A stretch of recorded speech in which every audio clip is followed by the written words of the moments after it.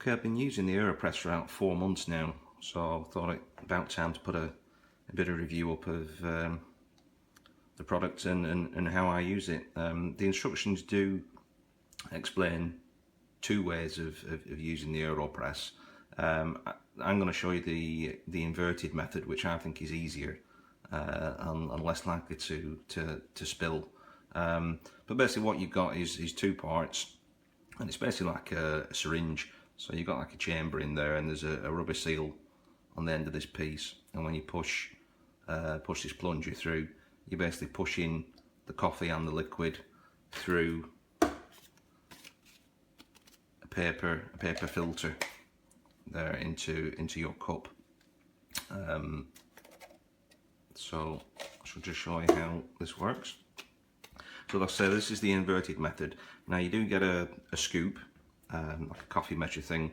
I use one of these full of coffee beans, grind them, and then put the little funnel in there, put the coffee in there. So we're at that stage now. We've got a kettle with just boiled water.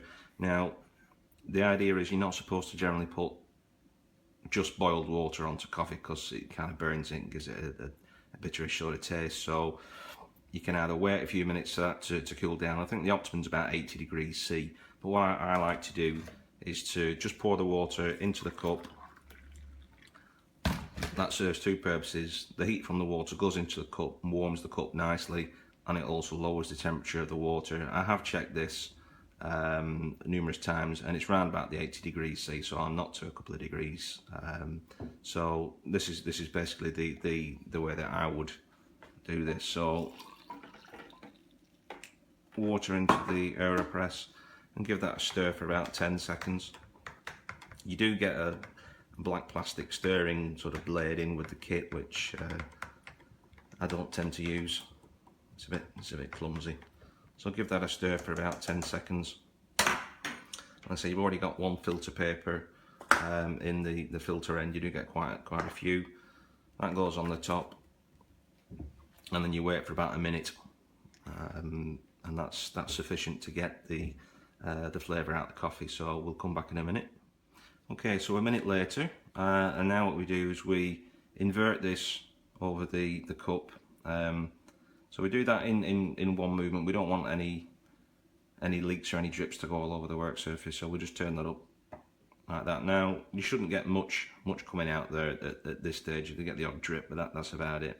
So what we need to do now is we need to apply pressure to the plunger and push all that coffee through the filter and into the cup. So you can use 1 hand, but I find it easy to do 2, and you just basically just the weight of your hands on top of the AeroPress, and it should take around about 20 seconds to push all that liquid through.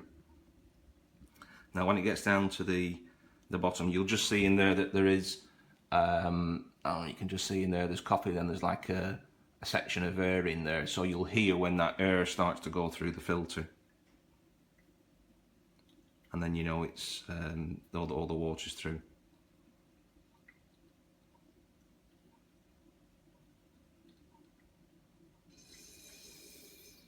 There you go, push it down to the bottom. So let the last few drips come out. That's that. And you can top that up with water, because you don't get generally a full cup. It's like a concentrated sort of slug of coffee, if you will. So then you'd put either coffee mate or milk or whatever you put in there, or just drink it black. To get rid of the sort of little puck of coffee you get in there, you can just take that off and take that over to the bin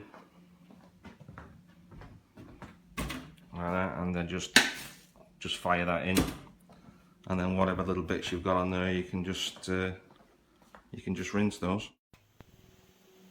So this is a review of the AeroPress coffee maker, and I want to start by saying I bought one 5.5 years ago.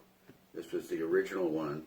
Been very happy with it, but it has deteriorated enough at this point, more than 5 years, that I decided to get a new one. And there are some differences.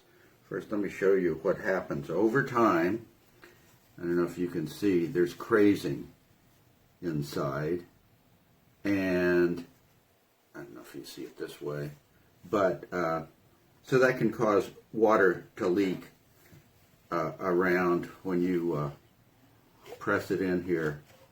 You can kind of see it goes from tight to loose there. Now, I imagine some of this may be just because of, with age, this part's broken down. But anyway,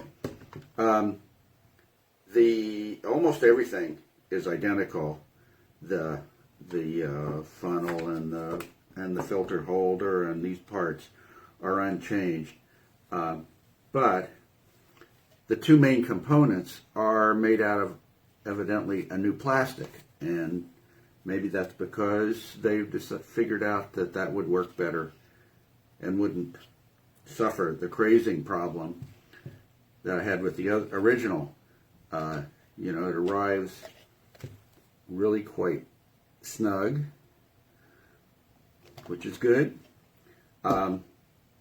Makes great coffee. I've used other methods, including French press. I'm convinced that this is the ideal way to make a single cup of coffee.